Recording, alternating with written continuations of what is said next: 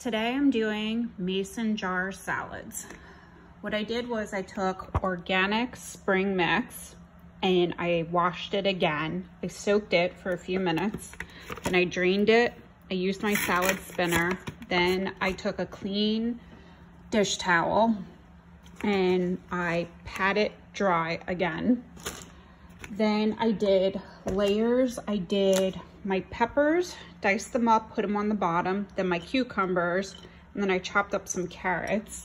Now my husband does not like red onions, so my mason jar has red onions, and then my salad today has red onions. And then I filled the salad up. So I'll do 2 jars for my husband, and I'll probably have enough for maybe another salad.